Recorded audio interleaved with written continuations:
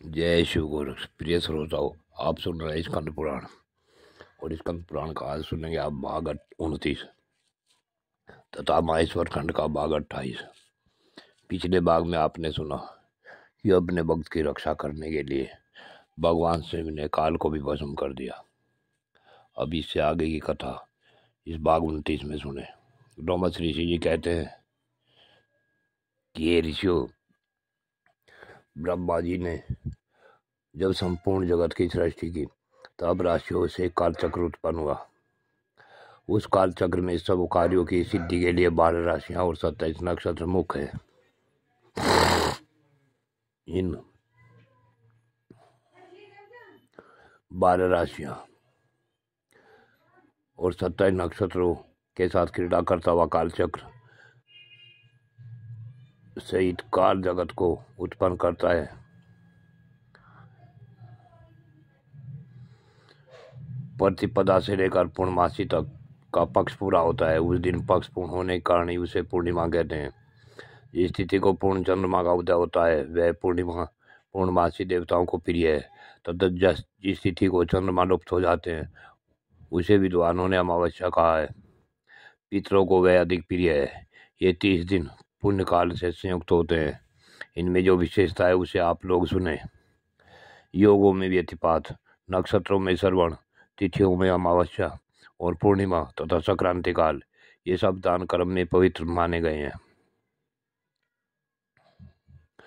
भगवान शंकर को अष्टमी प्रिय है, गणेश जी को चतुर्थी, नागराज को पंचमी, कुमार कार्तिकेय को षष्ठी, सूर्य देव को सप्तमी, दुर्गा जी को नवमी, ब्रह्मा जी को दसवीं, रुद्रदेव को एकादशी, भगवान विष्णु को द्वादशी, कामदेव को त्रयोदशी तथा भगवान सदाशिव को चतुर्दशी विशेष प्रिय है।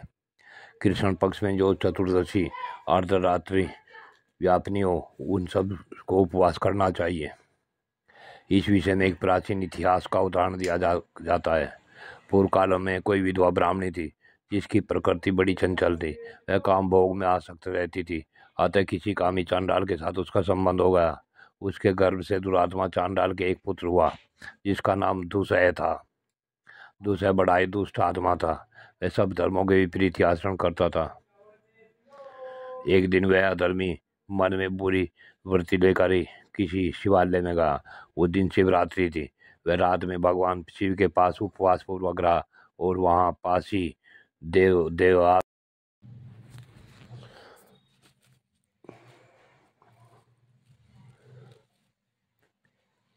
वह जब कथा सुनता रहा तो वहां उसे लिंग स्वरूप भगवान शिव का दर्शन हुआ। दुष्ट होते हुए भी उसने एक रात का व्रत किया और शिवरात्रि का में जगता रहा। उसी शुभ कर्म के परिणाम से उसने पुण्य योनि प्राप्त करके बहुत वर्षों तक पुण्यात्माओं के लोक में सुख भोग किया। तदंतर वह राजा चित्रांगद का पुत्र हुआ। उसमें राजेश्वरों के लक्षण हो गए। यहाँ वह विचित्र वीर्य के नाम से प्रसिद्ध हुआ। भगवान शिव की भक्ति करते हुए वह सदाशिव धर्म के पालन में ही तत्पर रहा। भगवान शिव इस संसार में अज्ञानियों तथा अज्ञानियों को समान रूप से सुलभ है। शिवरात्रि के उपवास से राजा को उत्तम ज्ञान प्राप्त हुआ। राजा विचित्रवीर्य वह ज्ञान प्राप्त करके भगवान शिव के अनंत प्रिय हो गए। शिवरात्रि के उपवास से उन्होंने सायुज्य मुक्ति प्राप्त कर ली। दक्ष कन्या सती के जब शिव जी का वियोग हुआ तब उनके जटा फटकारने से के शब्द से उन्हीं के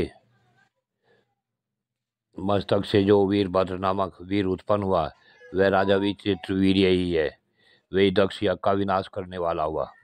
इसी प्रकार अन्य बहुत से मनुष्य भी शिवरात्रि व्रत के प्रभाव से पूर्व काल में सिद्धि प्राप्त कर चुके हैं। राजा भरत आदि तथा मानदाता धुंधुमार और हरिश्चंद्र आदि नरेश 20 विचित्रवीर्य द्वारा किए हुए उत्तम शिवरात्रि व्रत का अनुष्ठान करके ही सिद्धि को प्राप्त हुए हैं। इन सब के अतिरिक्त भी बहुत से कुल इस श्रेष्ठ तप से व्रत द्वारा तारे गए हैं जिनकी गणना वर्णन करना असंभव है। देवादिदेव जगदीश्वर शिव ने अपने वीरभद्र आदि असंख्य गणों के साथ कैलाश में राज किया है। यहाँ भगवान रुद्र के साथ ऋषि और इंद्र आदि देवता भी सेवा में उपस्थित रहते हैं। ब्रह्मा जी उनकी स्तुति करते रहते हैं। भगवान विष्णु आज्ञा पालक सेवक की भांति खड़े होते हैं। इंद्र सब देवताओं के साथ सेवा धर्म का पालन करते हैं। चंद्रमा भगवान के मस्तक पर छत्र धारण करते हैं और वायुदेव चंवर डुलाते हैं। साक्षात अग्निदेवी सदा उनके रसोइया बने रहते हैं। स्वर्गवासी गंधर्व उनके दरबार में गीत गाते और स्तुति पाठ करते हैं। इस प्रकार भगवान महेश्वर कैलाश पर्वत पर अपने प्रतापी पुत्र गणेश और कार्तिकेय आदि के साथ तथा महारानी गिरिजानंदिनी उमा के साथ मान पराक्रम का परिचय देते हुए राज कर रहे हैं। जय श्री गोरक्ष। प्रिय श्रोताओ, आज की कथा यहीं पूर्ण होती है। आगे की कथा अगले भाग में।